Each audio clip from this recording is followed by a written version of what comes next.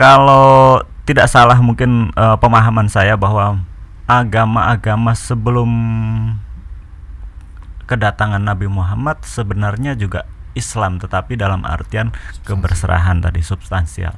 Tetapi bahwa sebagai sebuah identitas, sebagai nama sebuah agama, Iya, sebagai organisasi keyakinan. ya sebagai sebuah keyakinan, Organisasi Islam keyakinan adalah Islam yang itu dimaksud nama sebuah ajaran, ya yang dibawa oleh Nabi. Nabi Muhammad.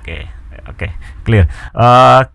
Kemudian yang mungkin juga masuk di bahasan ini, artinya dalam bahasan keislaman atau pilar keislaman yang ada di Manifesto Ahlul Bait Indonesia ini, artinya meniscayakan adanya yang kita sebut Nabi, Rasul. Seperti saya katakan tadi. Ya. Apa unsur Islam menurut Abi secara formal? Islam secara formal. Pertama, dia harus bertuhan. Oke. Itu pastilah. Ya. Kedua, dia harus meyakini agama yang dibawa oleh ajaran yang dibawa oleh Nabi Muhammad. Ya berarti dia harus percaya ajarannya dan percaya kepada pembawa ajaran siapa, Nabi Muhammad. Ini tidak bisa ditawar. Anda untuk menjadi seorang Muslim secara formal dalam pandangan Abi, Anda harus punya dua ini, yaitu tauhid. Makanya itu diungkapkan dalam bentuk syahadat itu. Ya. Setelah itu Anda berbeda dengan apapun dalam pandangan, dalam hadis, dalam apapun. Selama punya dua ini berarti Anda sudah punya kesamaan identitas dengan saya. Islam secara formal.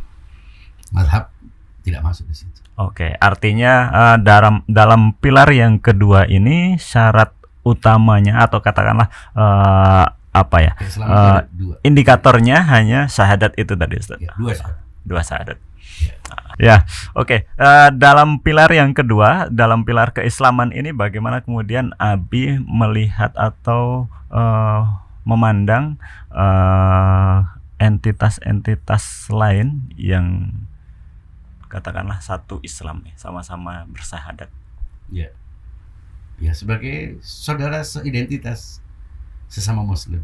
Baik, mungkin cukup untuk pilar yang kedua. Kita ke pilar yang ketiga saat ini, pilar kesyiahan. Ini artinya madhab ya, madhab dalam artinya faktanya memang kita menjumpai banyak madhab yang ada artinya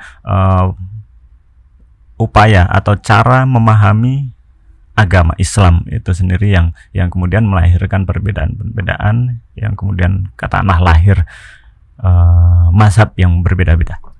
Ya begini penjelasannya supaya tidak rumit. Ketika tadi kita bilang kemanusiaan garis miring Kebertuhanan. keberagaman garis miring keislaman, kemadhaban garis miring kesyiahan. Oke. Mengapa orang harus bermadhab?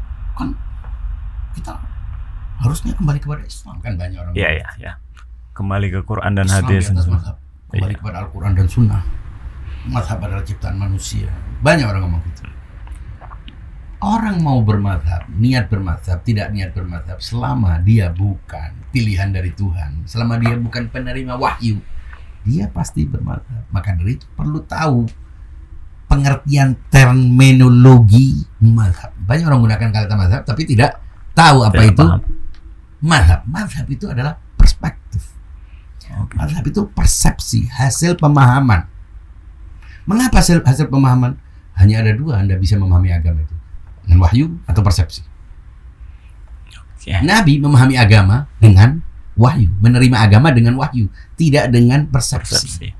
Karena itu dia sumber, dia bukan sedang menafsirkan agama. Kita menafsirkan agama Islam, sama-sama meyakini Islam tadi kan. Tapi untuk menafsirkan, untuk memahami, ya kita perlu gunakan standar. Nah, setiap orang punya metode, punya jalur, punya kriteria-kriteria untuk memastikan bahwa ini ajaran yang dibawa oleh Nabi. Disitulah orang berbeda-beda. Nah, perbedaan ini banyak sekali, tapi kalau dikumpulkan sebetulnya kembali kepada dua. Karena semua sepakat sebagai Nabi, sebagai representasi dari Islam. Semua sepakat. Nah, kalau menolak itu kan tidak Islam namanya. Iya, oke. Persoalannya bukan di situ. Siapa yang merepresentasi ajaran yang dibawa oleh Nabi? Kan Nabi tidak hidup bersama kita terus. Iya. Itu masalahnya. Nah, disitulah ada dua kelompok dengan semua rincian mazhab di dalamnya. Tapi kalau mau dibagi belah semangka jadi dua. Ada yang mengatakan yang merepresentasi ajaran Nabi, yang punya punya kredibilitas, punya otoritas, punya wewenang, punya legitimasi adalah para sahabat Nabi. Ada yang mengatakan yang merepresentasi ajaran yang dibawa oleh Nabi adalah sahabat plus keluarga, atau keluarga plus sahabatnya, karena siapapun yang hidup pada zaman Nabi selain Nabi adalah sahabat. Berarti sebetulnya orang Syiah juga meyakini sahabat gitu. Ini makanya mengatakan Syiah Sunni meyakini sahabat dan Syiah meyakini Ahlul Bait juga agak salah sedikit. Artinya kurang jeli. Kita meyakini sahabat. Kita ini sahabat plus. Syiah meyakini bahwa Ahlul Bait sebagai sahabat. Jadi di antara semua sahabat itu ada sahabat luar, sahabat dalam. Ahlul Bait adalah sahabat dalam yang dididik oleh Nabi, yang setiap hari mendapatkan informasi pertama gitu. Bisa dibandingkan kan? Oke. Saya mendapatkan informasi yang paling dekat dengan saya, itu yang paling mendapatkan informasi.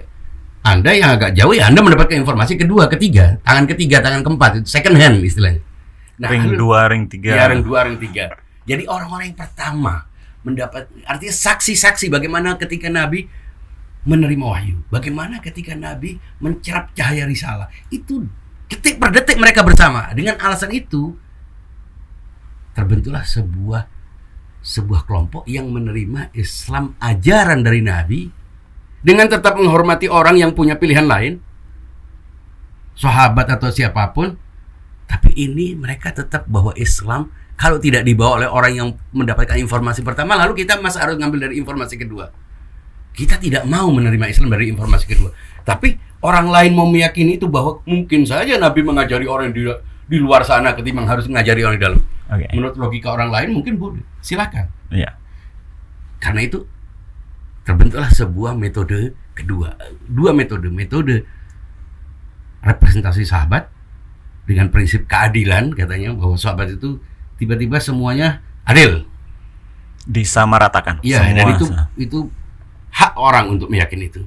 Tapi pengikut Ahlul Bait meyakini bahwa Nabi mempersiapkan orang-orang yang memang menjadi suksesornya, pengawal agamanya, dan mereka adalah prototipe manusia, manifestasi dari Nabi itu sendiri. Dan mereka adalah orang yang dididik oleh Nabi, juga yang dididik oleh Nabi, dan begitulah seterusnya. Mereka lah yang menjadi representasi dari ajaran Nabi. Itulah yang disebut dengan pengikut Ahlul Bait. Oke, Mas, ada pandangan atau mungkin dianggap sebuah keyakinan, Ustaz.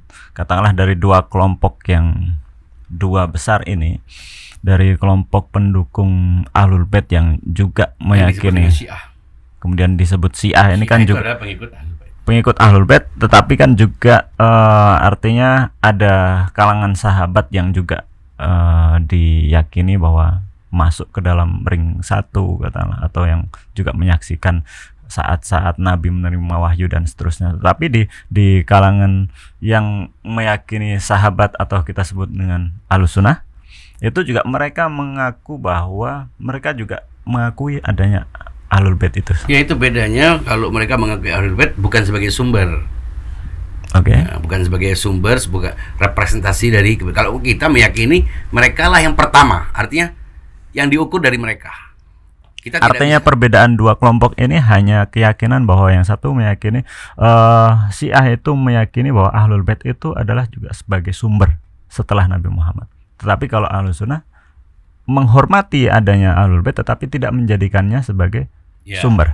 Karena kalau Ahlul Bait, pengikut Ahlul Bait Syiah meyakini bahwa Anda tidak bisa mengambil sumber lain selama dari Ahlul Bait itu ada sumbernya. Artinya kalau sudah ada di Ahlul Bait ya tidak perlu yang tidak lain. Perlu. Itu. Kalau enggak, buat apa dijadikan sebagai sumber? Oke. Disebut sumber itu dan mereka punya dalil-dalilnya. Dengan demikian pun kita akhirnya menerima bahwa ada yang ini, ada yang itu. Makanya ketika kita bilang sebelum kita berbeda mazhab, kita disembuhkan oleh dua prinsip tadi, tauhid dan risalah.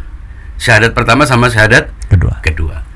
Artinya ternyata dari perbedaan memahami representasi dari ajaran Nabi, informasi tentang ajarannya pun ikut berbeda.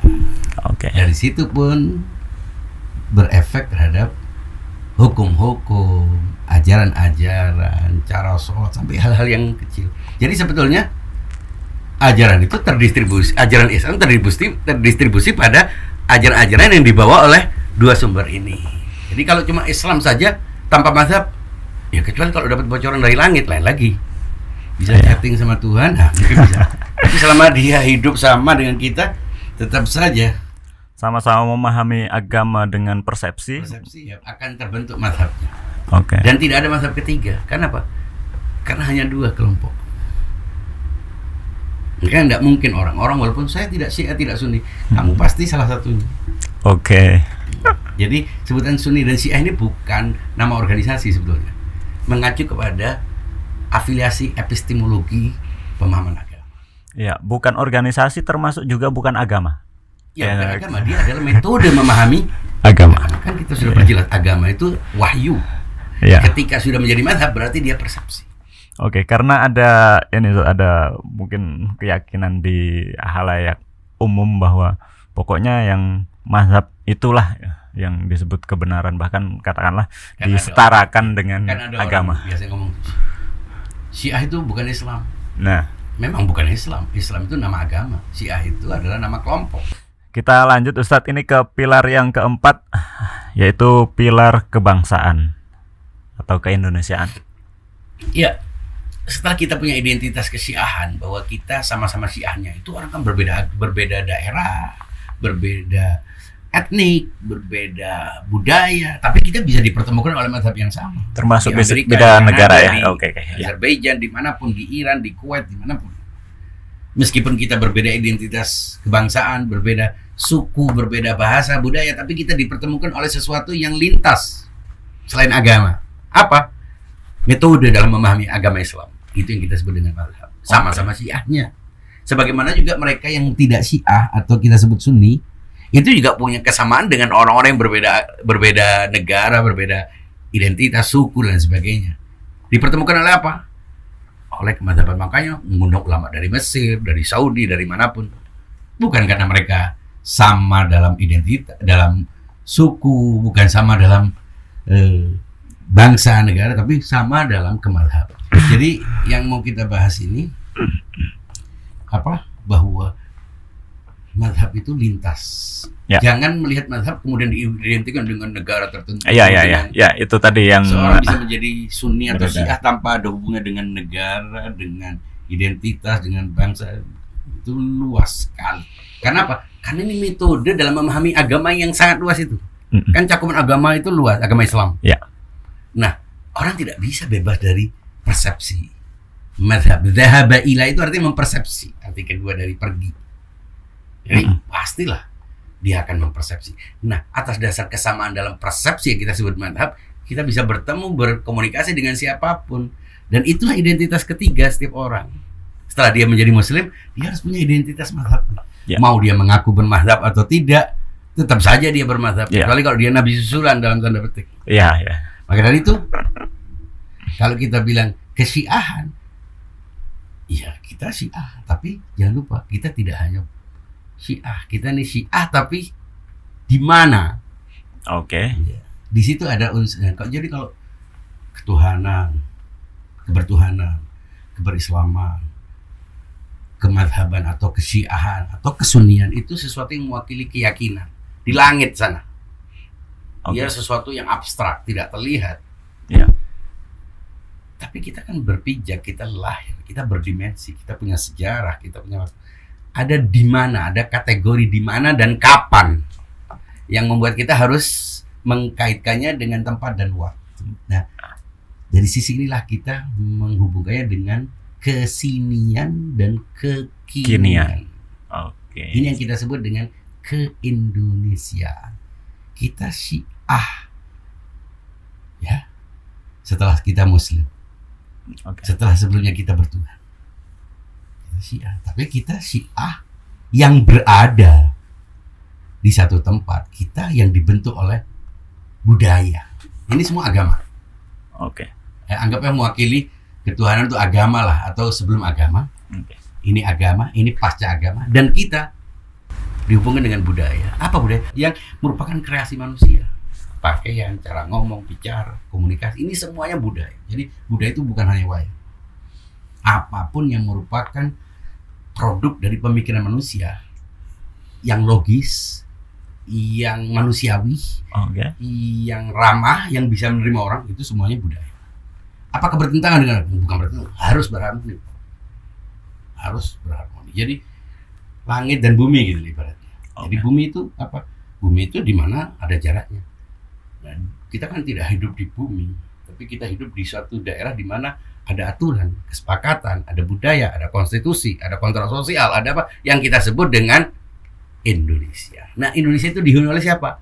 Oleh ragam manusia dengan berbagai macam etnik, latar belakang, budaya. Apa kita sebut bangsa? Jadi bangsa itu sebuah konstruksi baru ketika ada sebuah negara namanya bangsa. Kalau tidak ada negara namanya suku-suku. Oke. Jadi suku-suku itu natural, tapi bangsa konstruksi. Dibangun berdasarkan kesepakatan.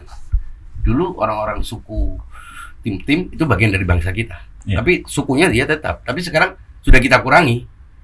Karena dia di luar teritori sebuah negara di mana aturan sistem itu berlaku.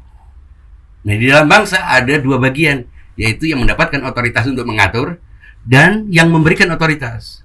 Yang mendapatkan otoritas disebut pemerintah, atau pengelola negara. Yang memberikan otoritas disebut rakyat. Jadi bangsa itu terdiri dari rakyat dan pemerintah atau pemimpin. Disitulah kita terikat. Berarti kita terikat secara transenden dengan ketuhanan, dengan agama, dengan mazhab. Secara konkret kita terikat oleh kesepakatan yang kita bangun dalam bentuk sebuah ikatan di mana ada prinsip negara, ada bangsa. Negara adalah institusinya, bangsa adalah orang-orang yang terikat oleh aturan itu di dalamnya. Ya, baik.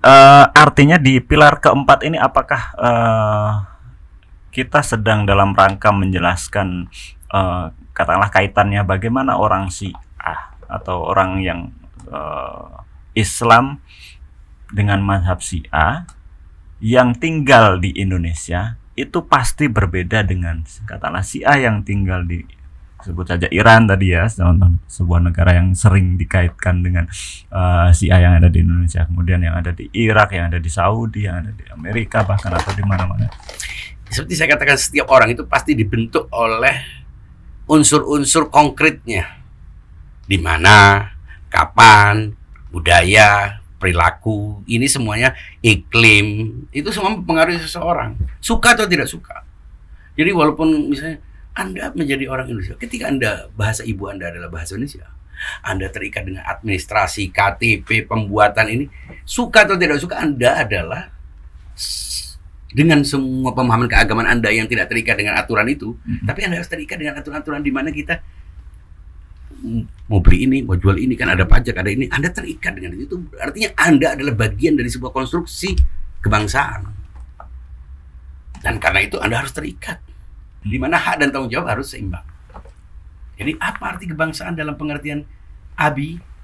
Kebangsaan itu adalah ketika kita meyakini ada kesamaan kepentingan yang diatur berdasarkan konkret, kontrak sosial, di mana setiap orang hak dan kewajibannya harus dipenuhi. Tidak ada yang mendominasi, tidak ada yang mendiskriminasi atas jumlah, atas dasar jumlah, dan jika orang juga tidak diperlakukan karena keyakinannya. Karena apa? Dibangun berdasarkan kontrak bersama. Anda mau beragama Islam atau tidak? Anda mau bermadhab Syiah atau bermadhab Sunni? Anda tidak ada urusan dengan itu. Selama Anda berada di sini, Anda terikat dengan kontraknya, Anda harus mematuhi semua kewajiban dan hak Anda. Anda bayar pajak. Anda tidak boleh melakukan hal-hal yang merugikan pihak lain. Ini semuanya harus disepakati. Jadi tidak cukup menjadi Syiah. Ya, karena Syiah itu sesuatu yang tidak terlihat. Tidak cukup menjadi Muslim. Tegaskan Anda di mana. Kecuali kalau kita memang makhluk halus. Jadi suka atau tidak suka, Anda Syiah, tapi Anda bukan hanya ada di Indonesia, tapi Anda Syiah yang meng-Indonesia.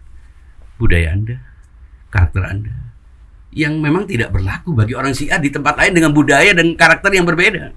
Suka atau tidak suka. Jadi mentautkan Syiah dengan Iran itu, selain ngabisin waktu untuk menjawabnya, juga receh. Oke, meskipun Indonesia, negara Indonesia ini berasaskan Pancasila, bukan berasaskan Islam. Artinya Abi atau umat Syiah yang ada di Indonesia mengakui sebuah negara yang tidak berlandaskan Islam. Ya, kan Islam itu tidak dipaksakan. Di Iran itu Islam itu hasil pemilihan masyarakat. Andaikan dulu ketika referendum Islam tidak diterima, ya enggak jadi Islam. Tapi tetap mereka jadi Syiah. Tidak ada hubungannya dengan aturan. Di sini masyarakatnya heterogen, tidak sebagaimana dan tidak ada kesepakatan menerima Islam. Islam yang di Iran itu homogen, jenis Islamnya tertentu. Syiah saja yang banyak mayoritasnya. Bayangin kalau heterogen, ya kacau lah. Seandainya di sini ragam orang memahami Islam, belum lagi yang berbeda agama juga banyak. Kalau mau dibuat aturan Islam, itu justru menyulitkan. Nanti anggaplah Islam sudah jadi aturan. Ini Islam yang mana? Organisasi ini punya Islam sendiri, organisasi ini kayaknya akan rumit dan menghabiskan waktu. Dan karena itu yang disebut Islam itu ada dua. Ada pemerintahan Islam, itu artinya pemerintahan yang diambil dari Islam. Ada pemerintahan yang tidak bertentangan dengan Islam. Nah, kita menerima pemerintahan yang tidak didasarkan pada Islam, tapi tidak bertentangan prinsip-prinsip dengan Islam. Ini jelas dan menarik, Ustaz. Jadi artinya Indonesia meskipun tidak berasaskan Islam, tetapi asas yang katakanlah kita sebut Pancasila itu adalah tidak bertentangan. Undang-undang dasarnya tidak bertentangan dengan Islam. Dan memang tidak ada kesepakatan untuk menjadikan Islam sebagai dasar. Saya ingin, Anda ingin, terus Anda boleh maksa. Enggak lah, kita kan punya kesepakatan. Dan selama hak-hak orang Islam juga dipenuhi, nggak ada masalah. Satu hal yang jangan dilupakan, ketika kita bilang bahwa kita menerima negara ini dengan asasnya, itu tidak kemudian serta-merta semua kebijakan pemerintah kita iakan. Harus dikritik, makanya kalau salah harus dikritik, makanya ada parlemen. Bukan berarti produk undang-undangnya juga pasti benar, makanya ada amandemen, ada judicial review. Yang kita terima itu prinsip Pancasila dan Undang-Undang Dasar. Kalau produk-produk undang-undangnya itu kan diubah-ubah terus melalui legislasi, proses para legislator yang terus-menerus mengubah undang-undang, memperbaikinya, ada demo, ada ini semuanya legal dalam proses demokrasi. Artinya jadi, menerima dasar biasa saja menentang salah satu kebijakan pemerintah. Ya, dan itu haknya. Sebagaimana organisasi lain. Jadi orang-orang yang di kalangan Syiah ini juga tidak perlu terlalu repot menjadi Abi Watch gitu, mengamati satu. Abi harus mengkritik pemerintah bila kebijakannya bertentangan dengan kepentingan Islam, bertentangan dengan kepentingan negara, rakyat menurut saya. Jadi tidak ada masalah. Atau misalnya Abi ngambil keputusan falak, oh iya harus, karena ini bukan berhubungan dengan negara.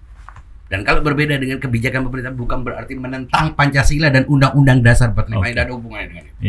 Ya, ini clear ya. Artinya Abi menerima Indonesia yang karena Pancasila dan Undang-Undang Dasar, bukan karena Pancasila produk undang-undang, bukan karena kebijakan pemerintah. Baik. Artinya bisa saja Ahlul Bait Indonesia suatu saat mengkritik pemerintah ketika kebijakannya tidak sesuai atau katakanlah tidak berpihak. Mengkritik parlemen karena mengesahkan sebuah produk undang-undang yang tidak memihak rakyat. Ya. Siap, jelas. Ini kebangsaan yang diyakini Ahlul Bait Indonesia ya.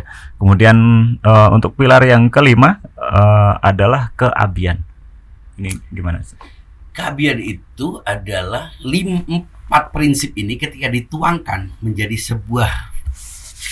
menjadi pandangan dunia, menjadi paradigma dan dituangkan dalam bentuk yang lebih konkret lagi sebagai sebuah organisasi ADART, program kebijakan bersama, berarti kita sudah menghadirkannya dalam bentuk sebuah kesepakatan formal. Hak dan tanggung jawabnya kepada setiap orang. Syaratnya dia harus manusia. Itu hak untuk menjadi anggota ABI. Syaratnya dia harus muslim. Syaratnya dia harus Syiah. Syaratnya dia harus punya penerimaan terhadap Pancasila dan Undang-Undang Dasar. Syaratnya dia harus terikat oleh aturan organisasi. Di sini tidak semua orang Syiah berada. Jadi kita punya kesamaan identitas dengan semua orang Syiah, baik yang di Indonesia maupun yang di luar Indonesia. Tapi tidak semua orang Syiah berada dalam visi dan misi yang sama. Tidak semua orang Syiah punya cara menjelaskan kesyiahan yang sama. Tidak semua orang Syiah punya cara menjelaskan keindonesiaan yang sama. Dan karena itulah kita yang sama ini semua membentuk sebuah kesepakatan tanggung jawab dalam kerja kolektif untuk berkontribusi. Untuk siapa? Untuk umat dan untuk bangsa. Bahkan untuk manusia. Dan supaya jelas tanggung jawabnya, dibentuklah sebuah organisasi. organisasi ini adalah media di mana kita membangun komunikasi lebih intens untuk memberikan kontribusi kepada bangsa, sekaligus melakukan edukasi terhadap mereka yang berada di dalam tanggung jawabnya. Siapa yang berhak mengkritik ABI adalah anggota. Jangan lupa. Hanya karena sama-sama si A tidak berhak mengkritik. Karena kritik itu adalah respon terhadap tanggung jawab yang diabaikan. Ketika dia terikat oleh sebuah aturan. Saya misalnya berada di sebuah perusahaan, kemudian perusahaan tidak memberikan haknya kepada saya. Padahal saya melakukan kewajiban saya berhak, harus mengkritik perusahaan itu. Dengan cara apa ya? Dengan cara yang sudah yang berlaku lah. Ya, yang diatur polanya. Jadi, termasuk saya sebagai rakyat Indonesia berhak mengkritik pemerintah ya. Nah, saya sebagai anggota ABI, saya berhak untuk mengkritik ABI. Jangan lupa data-data harus valid. Jangan lupa prosedurnya harus sesuai, benar, dan bisa disampaikan secara keorganisasian. Tapi orang lain memberikan kritik boleh, asal kritik itu benar-benar ditandai oleh pemahaman tentang proses. Kadang-kadang kritik hanya karena dia tidak update, dan ini menghabiskan waktu kalau kita harus menanggapi. Oke. Itu kira-kira. Baik. Dan terakhir, semuanya ini baik yang kebertuhanan, keislaman, kesyiahan itu kita gabung dengan keumatan. Makanya umat manusia, umat Islam, umat Syiah. Tapi yang dua ini yang kita sebut dengan kebangsaan. Ya, jadi, ini yang tadi sempat ingin saya tanyakan. Ustadz menyebutkan ada umat kemudian bangsa. Ini kan kadang-kadang kalau kita sering dengar itu dua kata yang digabungkan, yang katanya sering disandingkan, bahkan pemaknaannya pun kadang dianggap sama. Artinya umat itu ya sama dengan sebagaimana kita menyebut bangsa. Ya, makanya saya ingin tekankan sebagai kata akhir, 5 pilar ini kalau kita mau ringkas lagi supaya lebih mudah diingat. 3 itu adalah keumatan. Pilar yang pertama, kedua, dan ketiga itu adalah keumatan. Yang keempat dan kelima. Keempat, kelima itu yang disebut kebangsaan. Oke. Jadi kita menjadi orang Indonesia, warga negara Indonesia, dan kita menjadi ABI itu adalah sebuah organisasi yang tercantum, yang terdaftar, yang mengikuti aturan negara, administrasi, dan seterusnya. Kita harus terikat oleh kontrak. Kalau ini kita menjadi Syiah karena terikat oleh Tuhan melalui Nabi, melalui Ahlul Bait. Kita terikat Islam, kita melalui Nabi kepada Allah. Ini jadi semuanya kembalinya kepada kita kemanusiaan karena kebertuhanan kepada Allah. Ini semuanya aspek keumatan. Dan umat itu satu. Ciri khasnya yang beda dengan bangsa. Umat itu satu, dipertemukan oleh apa? Beda agama, satu umat. Karena sama-sama percaya Tuhan. Inna hadhihi ummatukum ummatan wahidah. Jadi ciri khasnya singular. Satu. Tapi kalau bangsa beda-beda. Sama-sama Syiahnya beda bangsa. Beda negara, beda bendera, beda administrasi. Sama-sama ya, kita beda. Ya cukup. Hanya karena sama Syiahnya berarti saya punya budaya yang sama. Budaya dibentuk oleh budaya itu juga ada punya makna dua. Ada budaya lokal, ada budaya global. Budaya global itu yang dibangun berdasarkan kesepakatan bersama, kan kita punya budaya yang sama, pakai celana, pakai baju, itu budaya global. Ada budaya lokal yang khas di satu daerah, satu negara, satu provinsi, satu desa, satu kota, satu kecamatan, ini masing-masing ada budaya sendiri-sendiri, itu beda-beda. Jadi apa yang disebut dengan budaya Indonesia tidak khas satu suku. Ya apapun yang ada di Indonesia, baik itu budaya datang dari luar maupun budaya yang memang secara kesejarahan lebih lama dulu lah. Sebetulnya semuanya adalah proses akulturasi. Tapi yang bisa disebut dengan budaya Indonesia apapun. Jadi tidak khas satu tertentu adalah budaya. Karena Indonesia ini juga konstruksi modern. Baik. Sebelum merdeka tidak ada Indonesia. Tapi Jawa ini itu semua ada. Kemudian mereka bersepakat untuk merajutnya menjadi sebuah konstruksi entitas baru bernama Indonesia. Itu pandangan ABI tentang apa itu keumatan dan apa itu kebangsaan. Baik.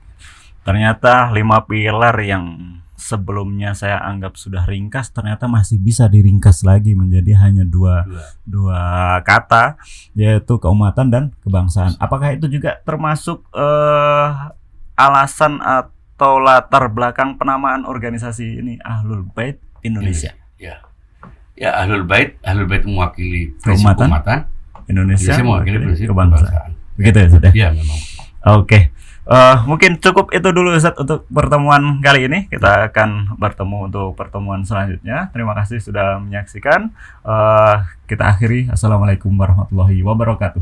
Waalaikumsalam warahmatullahi wabarakatuh.